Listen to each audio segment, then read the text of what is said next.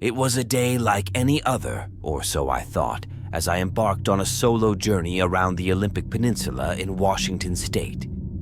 My goal was to explore the rugged beauty of Olympic National Park, a place renowned for its breathtaking landscapes and untouched wilderness.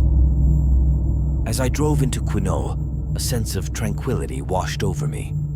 The road I was on seemed to lead nowhere, disappearing into the dense forest that surrounded me.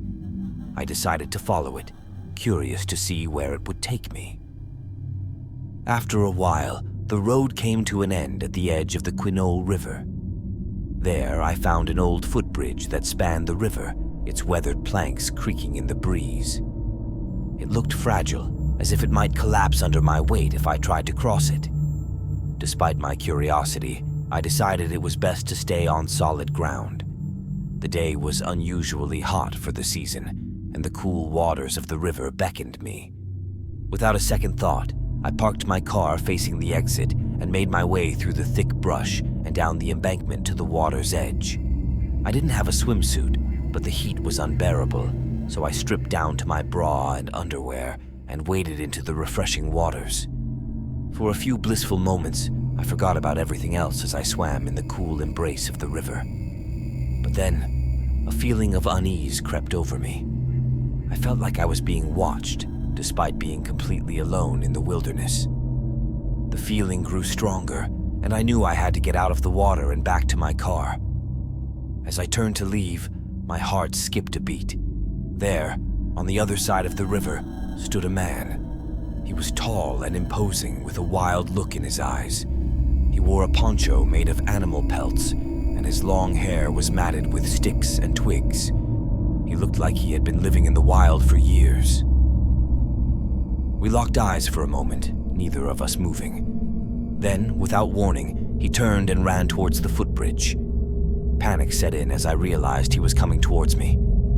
I quickly gathered my things, but my clothes got tangled in the blackberry vines that lined the riverbank. In a split-second decision, I left them behind and ran barefoot through the brush to my car. I could hear him behind me, his footsteps pounding on the ground. I reached my car and flung open the door, diving inside and locking it behind me.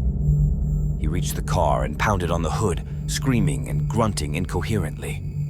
I was terrified, my heart racing as I fumbled for the keys and started the engine. With a screech of tires, I sped off, leaving him behind in a cloud of dust. I drove for miles, not stopping until I was far away from that place. When I finally pulled over, I was shaking and covered in scratches from running through the blackberries. I sat there, crying and trembling, unable to shake the feeling of being hunted. Since that day, I have never returned to that area alone. The experience has stayed with me, haunting me every time I venture into the forest. I now always bring a hiking buddy with me, just in case. That day changed me, reminding me of the dangers that lurk in the wild, unseen but always present.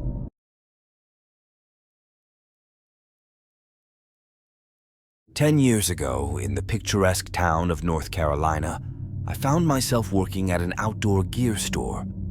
It was a quaint little place that catered to adventurers of all kinds, from casual campers to hardcore hikers. Little did I know, one encounter with a customer would leave a lasting impression on me. One ordinary day, a woman walked into the store with a determined look in her eyes. She was on a mission to conquer the famous Appalachian Trail, all by herself. As someone who loved the great outdoors, I was thrilled to help her gather all the equipment she needed for her epic journey.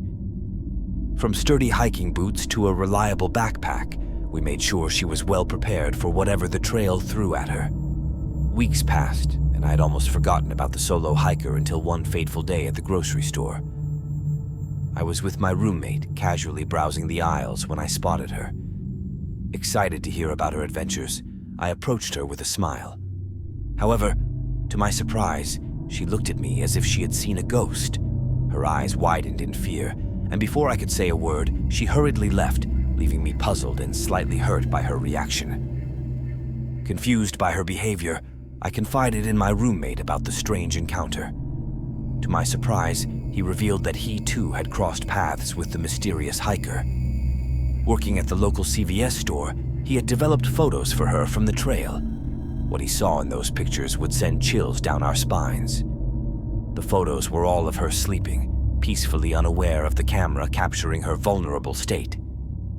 Each night of her hike was documented, and the realization that someone might have been watching her while she slept sent shivers down my spine.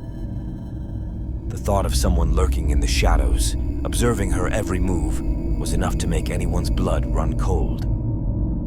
The woman's fear was palpable, and it was clear that the experience had shaken her to the core. Camping alone in the wilderness is daunting enough, but knowing that someone had invaded her privacy in such a way must have been terrifying beyond words. As I reflect on that encounter, I can't help but wonder about the woman and her journey along the Appalachian Trail. Did she complete her hike? Did she ever find out who was watching her? The answers remain a mystery, but one thing is certain. The Appalachian Trail is full of surprises, both breathtakingly beautiful and hauntingly eerie.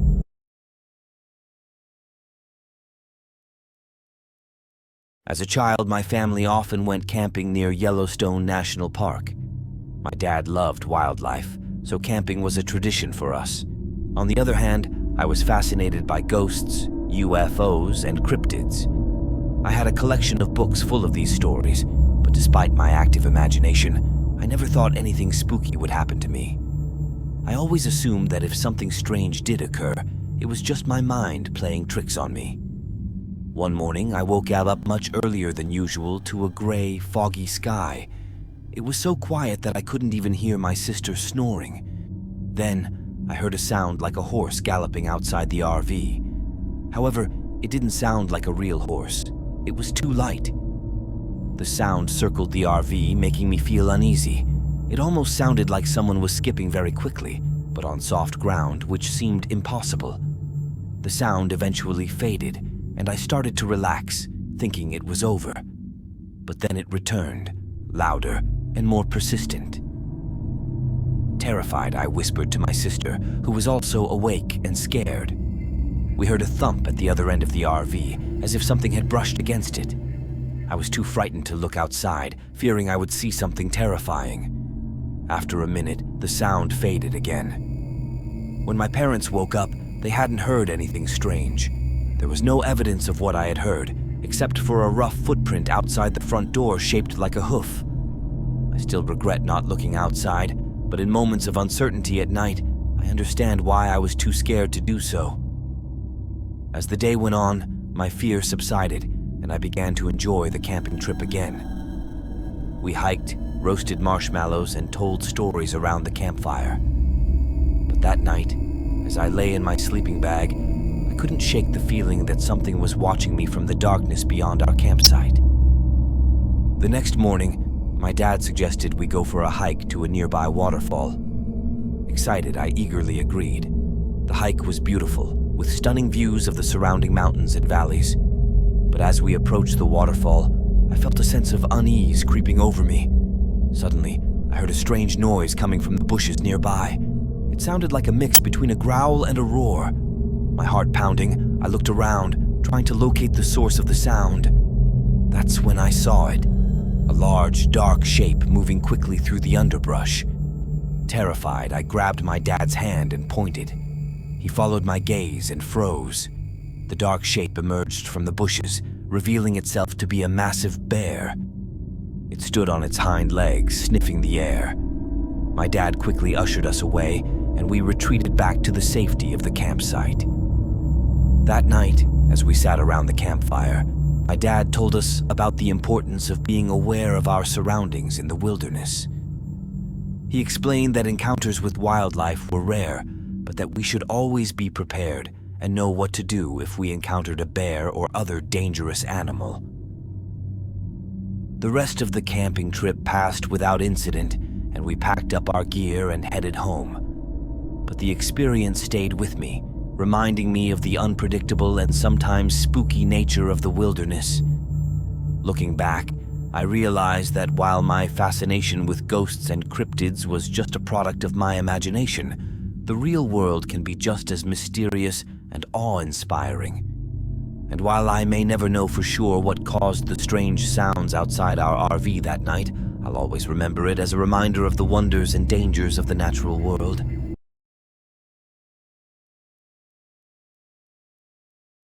I've been an avid camper my whole life and had never experienced anything truly unsettling until this past summer. My boyfriend and I decided to head out to the gorge for a camping trip, just the two of us. We were used to camping with a group, so this was a new experience for us. As we were getting our gear ready for the mile-long hike to our camping spot, two shady-looking guys emerged from the trailhead, glanced at us, and then went on to their old-school VW camper van. It gave me a strange feeling, but I brushed it off and we continued on our way. I was familiar with the area, having camped there several times before, so I knew where to find good camping spots. As we explored the area, I noticed what appeared to be someone camping further up the hill. I chose a spot a little further down where we would be mostly hidden from view, though still within earshot. I could hear the man yelling with someone else back over on the trail. By the time we had everything set up, it was starting to get dark. I decided to go look for firewood when suddenly, a man appeared out of nowhere and offered to sell us a bundle of firewood for $1.10. I found this amusing since we were surrounded by wood that I could easily pick up for free.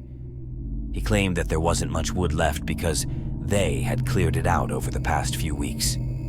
This struck me as odd, so I asked him how long he had been camping there. He said almost a month, which raised my suspicions even more, as the maximum camping duration in that area, a national forest, is 2 weeks. When I questioned him about the yelling and the reference to more people, he became flustered and mentioned some dudes he knew camping on the other side of the river. He then proceeded to tell us that he had been lonely since he arrived, having come all the way from Pennsylvania, taking a bus to Lexington, KY, and living in the woods behind where I currently work. I knew the place he was referring to, as I often see homeless people, immigrants, and drug addicts coming in and out of those woods. It became clear to me that he was a homeless man who had somehow made his way to the gorge and decided to live there. He had been surviving on snakes, bugs, and selling firewood for food and beer. Despite claiming to be alone, he led us to his camp, which had enough stuff for several people, not just one. He preferred camping up top where he could see everything and everyone, including our campsite. As night fell, he helped us start a fire. I was eager to get him on his way so I could process everything that had happened. When he finally left, I quietly told my boyfriend that I couldn't sleep with that sketchy man nearby. We didn't have any means of protection, so we decided to quietly gather our things and leave, leaving our new tarps behind to avoid making noise. As I stood up with my pack, ready to leave, he yelled after us, and we hurriedly left, fearing for our safety. In my mind, there was a possibility of being robbed, assaulted, or worse, as it was evident that he was not alone. His stories were inconsistent, and his background suggested he was running from something and trying to live off the grid. The next morning, I contacted the Rangers and informed them about him. Luckily, all he got from us were the tarps we left behind.